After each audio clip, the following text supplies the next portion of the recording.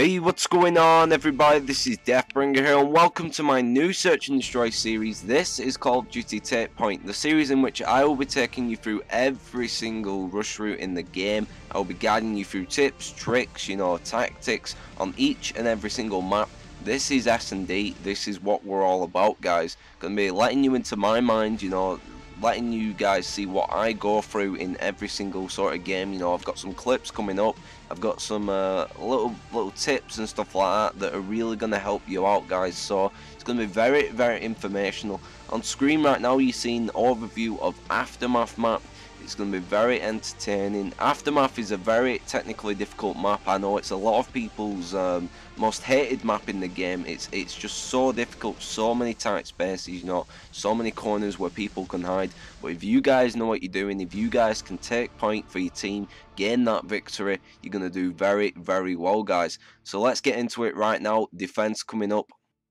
So kicking it off with defense right now on the map Aftermath, an absolute amazingly hard map, to get used to. I've got to say, maybe the downturn of Modern Warfare 3, it's just that kind of similar sort of feeling, Any person in Search and Destroy, any experienced player will tell you that you've got to be winning these defensive rounds, guys. It can be the difference between losing and winning, and we want that victory. So as you're seeing right now, I'm actually rushing forward. That's because I assessed these guys, I looked at these people in the lobby and I thought, you know what, I could sit back and defend, I could take it easy, but it would be more rewardful to go forward, help my team out, kill a few people.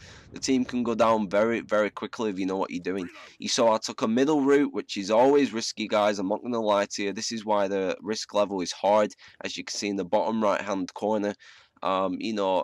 Just take your time, see what's going on before you try that one out, but it's a good effective flanking route. I hope you enjoyed that one. Got a quick tip for you right now. This is about defusing the bomb basically, and sometimes you may be the only sort of guy left on your team, or your teammates might not sort of be defending you. You see, right now I didn't go in straight for the defuse. I waited, I bided my time. There's a lot of time on the clock, guys. You want to be using all of it. So let's take it back right here.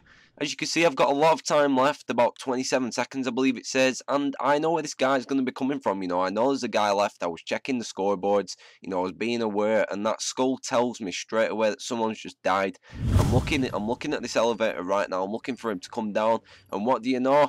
Comes over here. He comes around that corner. He didn't quite come down the elevator, but I knew we were coming from that direction. So I got the bomb defused there for the team, and we secured that victory very nicely.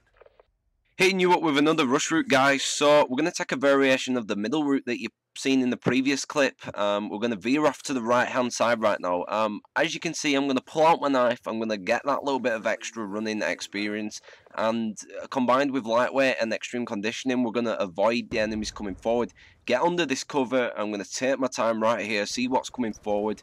I mean, you can usually see about 2 to 3 enemies coming this way, guys. So the right hand side can be pretty difficult, but I would highly recommend taking it over the A-bomb side. It's a lot easier, a lot more effective. I'm behind them now. I'm flanking behind enemy lines, and I'm getting the job done for the team. Going towards the A-bomb side right now, ready to defend. This room is very, very difficult on Aftermath, I've got to say. Planting some shock charges down right there to defend myself, protecting them doorways. Gonna get behind some cover, post myself up and take quite a few enemies out here. I really don't recommend coming down this side, but I'd just like to show you a little bit of variation. Just the sheer amount of bodies and the sheer amount of places where the enemies can get in. You'll see they come behind me in a moment. It just makes this room very, very difficult to defend. I really don't like defending A-bomb, but I got the job done right here. My awareness was high, and my pinpoint accuracy with this assault rifle did me very well in the medium to mid-long range parts. Pick up the victory for the team right here, defending A-bomb successfully. Very well done.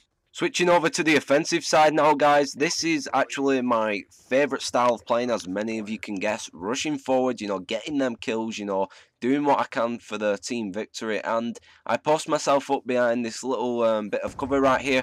Anybody coming to the A-bomb side is going to get killed, and you've got to watch out behind you guys, because I do get killed in a moment. This was the counter sort of reaction to the previous clip that I showed you. Very useful, very informational. Alright then guys, back to what I'm comfortable with, some machine gun rushing right now. We're going to take the left side on the offensive routes. So then, this can be a quite, you know, a difficult side to rush, but if you can pull it off, if you can get yourself right up to this B-bomb, you've got some pretty good cover, you know, some pretty good cover advantages.